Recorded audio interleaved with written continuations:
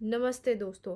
आज की वीडियो में हम बात करने वाले हैं 24 साल के एक ऐसे युवा के बारे में जिन्होंने स्क्रैप मार्केट की पूरी दुनिया ही बदल दी। आपने इस स्टार्टअप को शार्क टैंक सीजन 2 में ज़रूर देखा होगा। शार्क अनुपम मित्तल, विनीता सिंह और अमित जैन इस डील के लिए बहुत हद तक लड़े। कंपनी की वैल्यूएशन 6 करोड़ से 12 करोड़ में 1 मिनट से पहले पहुंच गई, लेकिन एंड में इस कंपनी के फाउंडर ने अमित जैन का ऑफर लिया 60 लाख रुपए 5% इक्विटी की बदले। आइए जानते हैं क्या है ये बिजनेस और कौन है इसके फाउंडर। इस स्टार्टअप का नाम है स्क्रैप अंकल, जो कि मुकुल छाबड़ा ने 2019 में स्टार्ट किया था दिल्ली से। उनको ये आइडिया अपने मामा को देख के आया और उनके मामा एक स्क्रैप डीलर थे। अपने मामा को काम करते देख उन्होंने ये दिमाग लगाया कि अभी इस इंडस्ट्री में काफ़ी सारे गैप्स हैं जो मुकुल पूरे कर सकते हैं। मुकुल बिलोंग करते हैं हरियाणा के सोनीपत एरिया से। मुकुल बचपन से ही एक बिजनेस ओरिएंटेड माइंडसेट के साथ बड़े हुए हैं। बड़े होते ही उनके पेरेंट्स ने उनको आईआईटी दिल्ली में पढ़ाई करने के लिए भेज दिया, जिसमें शुरू से उनके पेरेंट्स का ये कहना था कि आप पढ़ने पे ध्यान दें। इसलिए शुरू से ही उन्होंने प्लेसमेंट की टेंशन ली ही नहीं। उनके दिमाग में शुरू से अपना बिजनेस करने का था। इसीलिए मुकुल अलग अलग इंडस्ट्री में बिजनेस करने के लिए उन पे रिसर्च करते रहते थे। स्क्रैप अंकल मुकुल का पहला बिजनेस नहीं था। इससे पहले उन्होंने कॉलेज के सेकेंड ईयर में एक और बिजनेस स्टार्ट किया था जिसे फंडिंग भी मिली थी। लेकिन 1.5 साल बाद बाकी के स्टूडेंट्स यानी उस कंपनी के को फाउंडर ने स्टडी को कंटिन्यू करने का सोचा, जिसकी वजह से उन्होंने उस बिज़नेस को वहीं बंद कर दिया।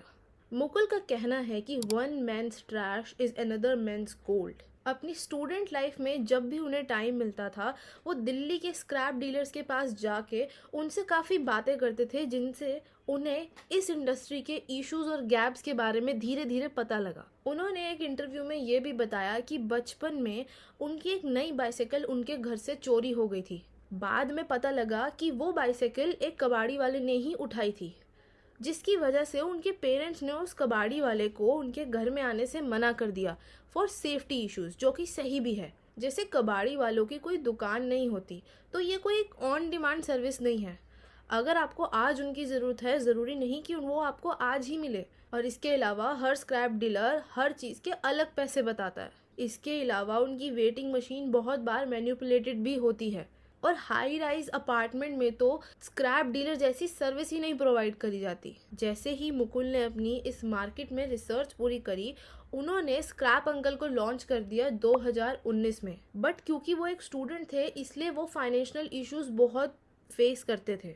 उनकी ये प्रॉब्लम भी ठीक हो जाती है जनवरी 2022 में, जब उन्हें यूनिवर्सिटी ऑफ कोलंबिया से फंडिंग मिलती है, जिसकी वजह से वो अपने ऑपरेशंस को और इफेक्टिवली कर पाते हैं। मुकुल बताते हैं कि स्क्रैप अंकल में हर एजेंट वेरीफाइड है और वो सारे इक्विपमेंट के साथ आते हैं, जैसे स्केल, मास्क और ग्लव्स, जिसकी वजह से सेफ्टी इशू बहुत आराम से निकल जाता है। और उनकी प्राइसिंग भी फिक्स है, तो यहाँ पे बार्गिन का कोई चांस ही नहीं है। मुकुल ये भी बताते हैं कि स्क्रैप अंकल ने अभी तक 2000 टन स्क्रैप इकट्ठा करा है दिल्ली एनसीआर के रीजन में विद 22,000 पिकअप्स। स्क्रैप अंकल से जब एक गाड़ी स्क्रैप इकट्ठा करने बाहर निकलती है तो एक गाड़ी 600 किलो तक का क्रैप लेके वापस आती है।